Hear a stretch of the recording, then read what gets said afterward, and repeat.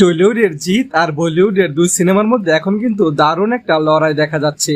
বলতে গেলে কলকাতা ও কলকাতার আশেপাশে জিদ্দার কাছে পাত্তাই পাচ্ছে না তারা। একদিকে ইমরান হাশমির আওয়ারাপান 2, অন্যদিকে সানি দেওলের বাটোয়ারা 1947। আর এই দুই বলিউড সিনেমার মাঝে নিজের জায়গা পাকাপোক্ত করে নিয়েছে জিতের সিনেমা কেউ বলে বিপ্লবী, কেউ বলে ডাকাত সিনেমাটি। তবে দর্শকদের পছন্দের দিক থেকে জিতের সিনেমাটা যে বেশ ভালো অবস্থানে আছে তার একটা পরিষ্কার ইঙ্গিত পাওয়া যাচ্ছে বুক মাই শো এর রেটিং এ। কারণ আপনারা স্ক্রিনে দেখতে পাচ্ছেন কেউ বলে বিপ্লবী, কেউ বলে ডাকাত পেয়েছে 9.5 রেটিং, যা আনবিলিভেবল। অন্যদিকে আওয়ারাপান 2 এর রেটিং 8.4 আর বাটোয়ারা পেয়েছে 8.3 রেটিং। অর্থাৎ এই মুহূর্তে বুক মাই শো এর রেটিং অনুযায়ী তিনটি সিনেমার মধ্যে সবচেয়ে উপরে রয়েছে জিতের সিনেমা। আর শুধু রেটিং নয়, বুক মাই শো এর ট্রেন্ডিং ডেটাতেও কিন্তু সিনেমাগুলোর মধ্যে দর্শকদের আগ্রহের একটা বড় পার্থক্য দেখা যাচ্ছে। কেউ বলে বিপ্লবী, কেউ বলে ডাকাতের ক্ষেত্রে গত 24 ঘন্টায় 6.73 হাজার টিকিট বুকিং হওয়ার তথ্য দেখা যাচ্ছে। অন্যদিকে আওয়ারাপান 2 এর ক্ষেত্রে গত 1 ঘন্টায় 13.6 হাজার টিকিট বুকিং দেখা যাচ্ছে। আর বাটোয়ারা 1947 এর ক্ষেত্রে গত